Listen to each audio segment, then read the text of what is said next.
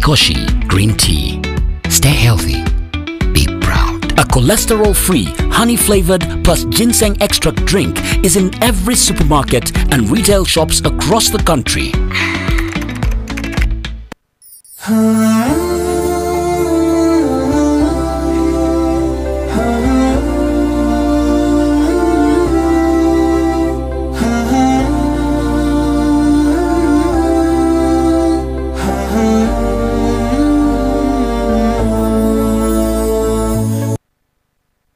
Elimu naffe akyala ba olutimbe gaggadu Abasiraamu TV njagala bategeeza nti nakati tukyagenda mu maaso n'okubeera nti tulindirira ennaku zino ze tulimu 10 okulaba nti nazo zigwa zitambula leero olaba nti zigenda zikendeerera ddala naye mikwano gy'Abasiraamu era abo abakola n'Abasiraamu abasobola okuba nti babajjukira natera twegasseeko bannaffe aba Bank of Africa nga bagamba nti baagala Abasiraamu bano ebintu byonna bye babadde batambuliramu okulagira ddala omutima nti tebabeera bidde. Nze Twaha Mukiibi tiimu yatuuse dda wano tuli ku muzikiti Kibuli wano era nga bannaffe aba Bank of Africa bazze wano njagala kubeera nti njogera n'omu ku bakulu abazze atubuulire kye baleese n'ensonga lwaki sebo oyinza okujja wano oba bekibanga kyangu. Kale amanya sebo amanya gange nze Mwami Kibero Abubeka nkola ne Bank of Africa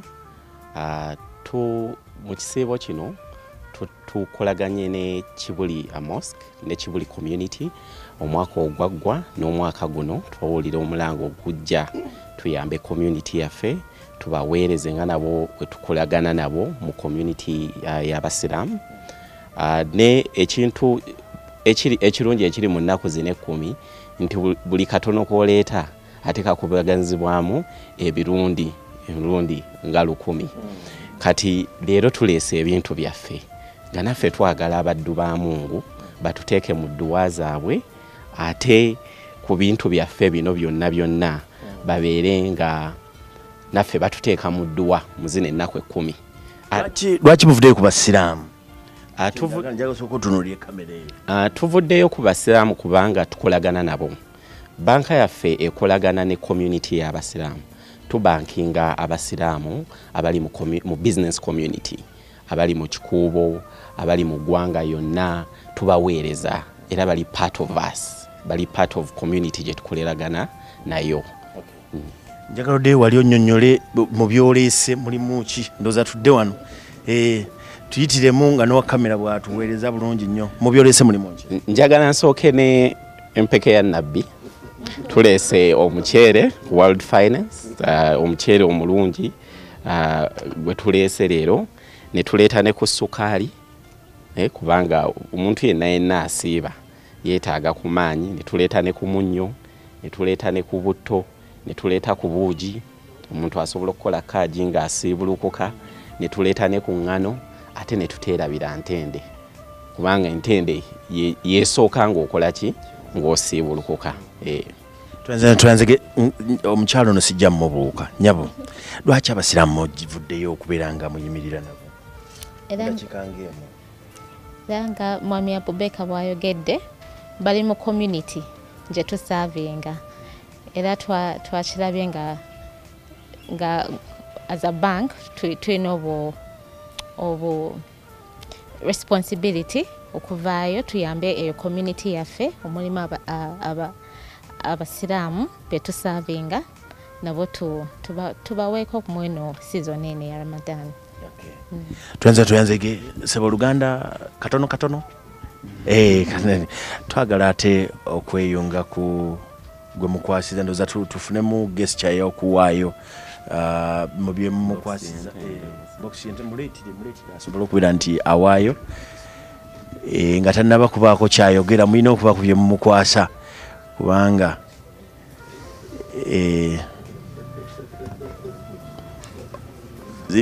isa saidi eno ndowooza tusobole okubeera nti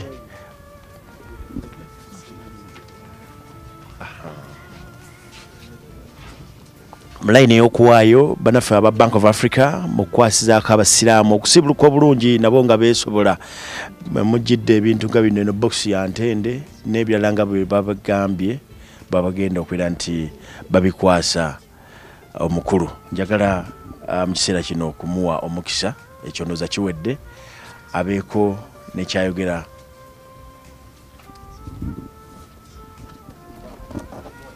Bismillah wassalatu wassalamu ala rasulillah.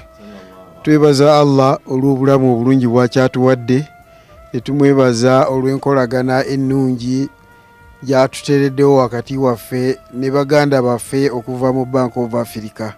Tusaba enkolagana eyo Allah gyongere egende mu maaso ereme kukoma ku mulundi guno. Twongera okumwebaza Allah subhanahu wa ta'ala olwa byonna byatuyisizaamu. Ntwala omukisa guno ku lwa ofiisi ya Super Supreme Mufti wa Uganda okwebaza Bank of Africa olw'omwoyo ogw'obwa Sseruganda, omwoyo ogw'okwagala gwe balina n'eri community yaffe ey'Obusiraamu. Tubeebaza nnyo bannange, tubeebaliza ddala. Nsaba mutuuse obubaka bwaffe ku director, is he director general or managing director, to the managing director. Tusiimye nnyo, tusiimira ddala era tuagala okumuwa assurance tenkolagana yaffe naye ne Bank of Africa ejja kweyongera okugenda mu maaso. Tubeera n'obuzindaalo bungi bifo bingi, tujja kugezaako kutambuza message eyo mu bantu baffe betuweereza ti tulinayo bannaffe abatulumirirwa era betwagala mubeere nga mukolagana nabo emirembe gyonna. N'olwekyo tubeebaza olwa kino kye mukoze, kubanga Nabbi sallallahu alaihi wasallam atugamba tahabu, muwaŋŋane ebirabo musobole okwagalana. Kino kye mukoze okunyweza omukwano wakati waffe nammwe, tusaba Allah subhanahu wa ta'ala abasasule mu birungi byereere. Ate entasiima ebula agiwa, tuli basiimu ddala, kubanga ne Allah subhanahu wa ta'ala atugamba mu Qur'ani, billahi minash shaitani rajim, wa idh ta'adhana rabbukum la in shakartum la azidannakum. Allah yakirangiriranga kaali ku arshi ye bw'onaabanga muweereddwa ne mwebaza mujja kwongererwanga ddala. N'olwekyo tusiima bwongerwa. Mwebale nnyo olwa kino kye mukoze, mwebalire ddala. N'ebigambo ebyo, assalamu alaikum wa rahmatullahi wa barakatuh.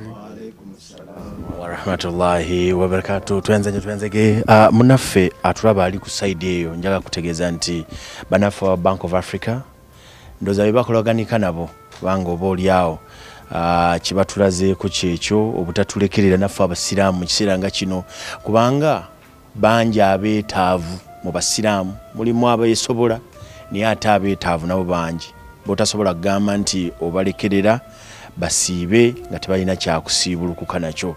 Nolwekyo bo kibakoze kyekyokusitula kyebalina ne bakireeta wano ku kitebe wano ekibuli ga nti abasiraamu mutekuba mulina abasiraamu bammwe abali eyo abalabika nti beetaavu banaagabirwa kano ne bafuna nabo ne baleeta kibaleese. Nolwekyo twagala okubeebaza. Naye nno guno mulundi si gwe gusoose aba Bank of Africa okubeera nti bagaba ebintu nga bino mu biseera bino eby'ekisiibo. Bazze bakikola okumala ekiseera kiwanvu, bayingira emyaka nga 10 nga bali ku ekyo.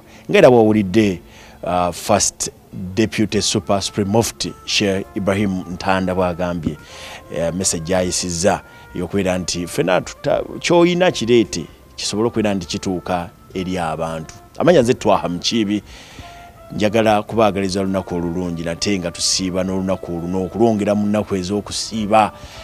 Nsuubira nti bannaffe aba Bank of Africa nabo bakyagenda mu maaso n'okugaba n'enkya mujja balaba eyo yonna yonna gye mubalaba mubasanyukire busanyukizi, era tubeebaza n'obubaka obwo njagala kubasiibulira wano.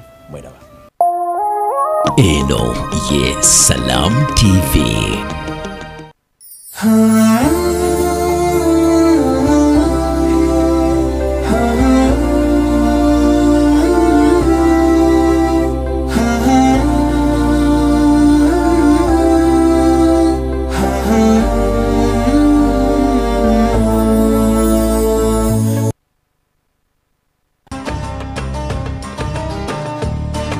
Ramadan do's and don'ts zikutuswako.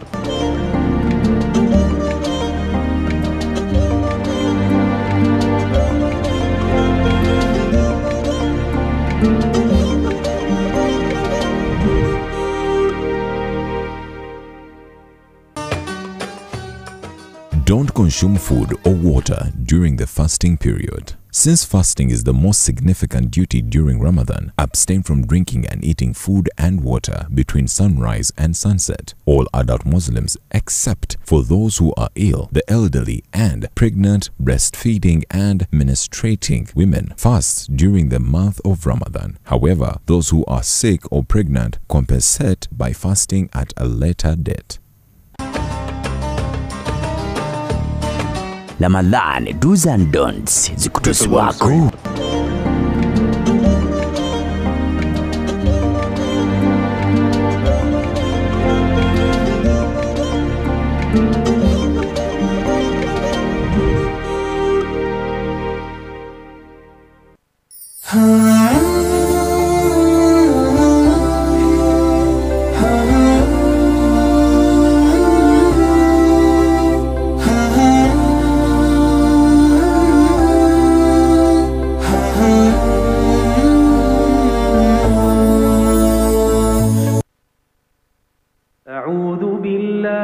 In this sacred month of Ramadan, we reflect, we pray, we give, and we rest.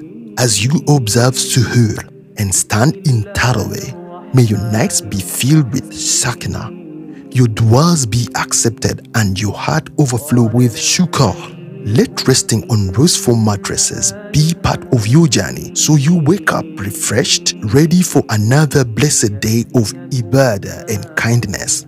Ramadan Kareem from Rose Farm, a world of beautiful dreams. As-salamu alaikum. Ramadan Kareem to all of you, to your families, and to the Muslim community in Uganda. My name is Jean-Philippe Betancourt. I am the General Manager of Sheraton Kampala Hotel, and I'm speaking directly from the Al-Haima tent, the tent that we have prepared for the daily iftar, the breaking of the fast. We wish you a lot of joys, blessings, giving and forgiving, and that we pray a lot during these months, and that we have wonderful times with our families, our friends, and together. We'll be very happy to host you for an iftar. I wish to see you very soon. Ramadan Kareem again to all of you.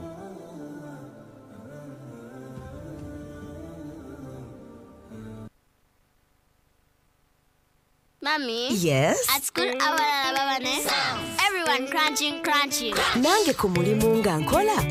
When I'm watching my kazanyo. Anti ku highway nga mvuga. Sisumagire ekyo shuwa. Kati nange bampakingire Hani omwana muwe. Get your favorite packet of Psalms from a shop or supermarket near you and crunch. Get yourself a packet of Psalms and start crunching. Psalms, taste the difference.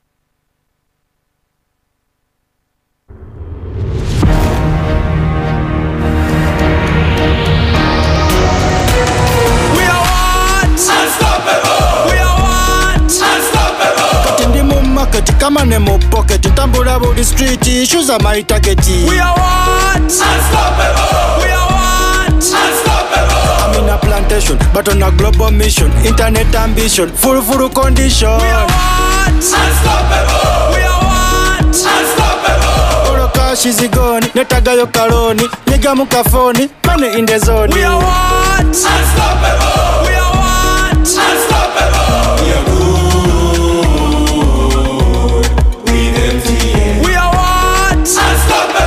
With you and MTN together, our ambition is unstoppable. We are what? Unstoppable!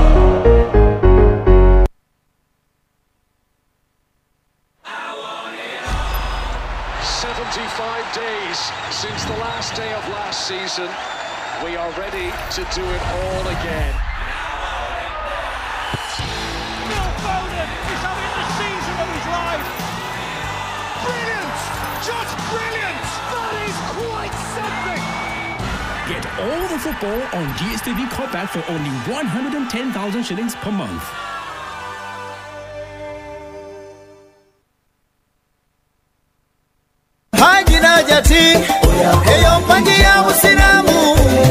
Oyagala okugenda ku hijja oba umra? Gula Trope Hijja Savings Account wano ku Tropical Bank. Leero ku 5 zokka oba $5 zokka. Trope Hijja Savings Account. Togiwaako ssente buli mwezi. Osobola okukola hijja ne umra ku kasente akasaamusaamu. Savinga naffe olwo tukwongereko ku ssente zo eza hijja ne umra. Ssente zino teziriiko wadde magoba. Kuba ku noti 8 noti, biti noti 5 noti. Tropical Bank, here for you. Tropical Bank erungamizibwa banka ya Uganda enkulu ne ssente z'abakasitoma zikuumibwa kitongole kya Deposit Protection Fund okutuuka ku bukadde 10. Enkola n'obukwakkulizo bigobererwa.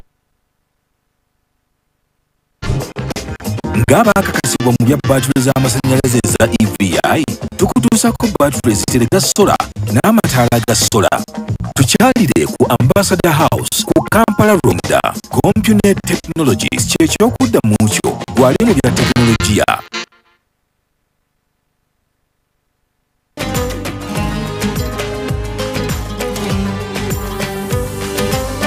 Brought to you by Willy Travel is the leading Hajj and Umrah travel agency in Uganda. Willy Travel, your life-changing journey. As we are working hard in this month of Ramadan, don't forget to be humble. Humility is a key to success in this world and the hereafter. As you are climbing the ladders up in your career, in your business, studies, don't step on others' heads. Help others. Be humble with your neighbors, with people around you, with your spouse, with your parents, with your children. Be humble wherever you are. Ramadan is a month of humbleness, humility. The way you're walking, Allah subhanahu wa ta'ala says, وَلَا تَمْشِ فِي الْأَرْضِ مَرَحًا. Do not walk while boasting. Don't come into the office while showing off. Don't go into weddings and other places and congregations while showing off. Be humble. Don't be happy others to talk about you and to always praise you. Be humble. The more humble you are, the more successful you will be, and Allah will elevate you. Prophet Muhammad sallallahu alaihi wasallam said, "Man tawada'a lillahi rafa'ah." Whoever humbles himself because of Allah, for the sake of Allah, Allah will elevate him. Allah will elevate you. Allah will elevate you in this world before even al-akhirah. But be humble. Ramadan is a month of humility, a month of humbleness. Be humble in Ramadan, but after Ramadan, لتفوز في الدنيا والآخرة, for you to be successful in this world and in the hereafter.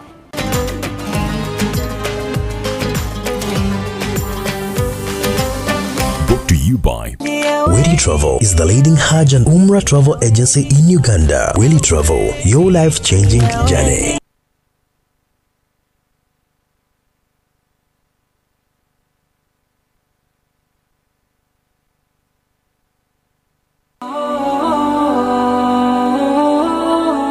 Obuwanguzi obusinga mu nsi kwe kutuukiriza obweyamu. Salaamu TV eyuuguumya amayengo buli lukya. Ku luno esumuludde luwombo. Puroguraamu obulungamu. Luno luwombo anti ku Mande otegeera obulamu bw'abaswahaba bannabbi. Baawangaala batya ne Sheikh Tikirimpwa Yazid. Nabi sallallahu alayhi wasallam yagamba nti nno bano basahaba bange tekisaanidde kubeera nti n'omuntu yenna ayogera ekigambo ekiyinza okubeera nti no bakibeesittaze oba okubakkakanya oba okubeera nti nno kibatyoboola. Ku lwokubiri, enneeyisa y'Omusiraamu ddala erina kuba ya njawulo. Enneeyisa y'Omusiraamu ne Sheikh Muhammad Kibaate. Enneeyisa kyentegeeza mu kyo, enneeyisa yo ne kintu gundi. eneeyisa eteekeddwa okubeera ku kino n'ekintu gundi eneeyisa n'ekintu gundi bw'ona ekijamu kyonna kijja okukola ekigambo mpisa. Ulira bwe twambuka olwo ku Lwokusatu okusonyiwagana osonyiwa otya anti kitukakatako ne munnabugerere Sheikh Swaleh Kigundu. Waliwo ebintu bino bya mirundi esatu. Waliwo okusonyiwa, waliwo okusonyiwagana, wabaawo n'okwesonyiwa. Buli kimu kirina amakulu gaakyo naye ekimu kiyinza ate okukutuusa ku kirala ate ekirala kiyinza obutakutuusa ku kirala. Twesoza olwokuna tugenderera kino kikulu nnyo okugaba emmaali y'omufu mu Busiraamu. Obadde okimanyi ye obadde okikola otya? Kati kitegeere mu bujjuvu bwakyo okugaba emmaali y'omufu mu Busiraamu ne Dokita Sowedi Mayanja. Miraasi kitegeeza yengeri process yengeri emmaali y'omufu gyegabizibwamu eri abasikaabe. Ddala twambuka tuyingira ejjuma olwokutaano olina kigendererwa ki? Ekigendererwa oba enniya kwolwo banguka ne Sheikh Rajabu Kakooza. Enniya mu lulimi lwonna amagulu gaakyo mu lulimi al-qasdu okugenderera okukola ekintu. Olw'omukaaga tukulaga ekkubo ettuufu ly'olina okukwata ekkubo ly'Obusiraamu. Gundi tova ku Maini ne Sheikh Sujja Idris. Omuntu gwe bagamba nti omuntu atuuse ku buwanguzi afaanana atya? Bwe kibeera nti ogamba nti kusoma abaako eddala lye yali aluubirira, kakati eddala eryo singa amala n'alituukako tugamba nti oyo akoze eki? Atuuse ku buwanguzi. Olwo ku Sande tuluyingiramu n'empisa z'omukkiriza. Omukkiriza yandibadde atya? Biki byakola ne byatateekeddwa kukola? Ne Sheikh Najibu Kasozi. Okubeera ne fiqhi mu ddiini y'Obusiraamu gy'emirembe gy'ogenda okubeera nagyo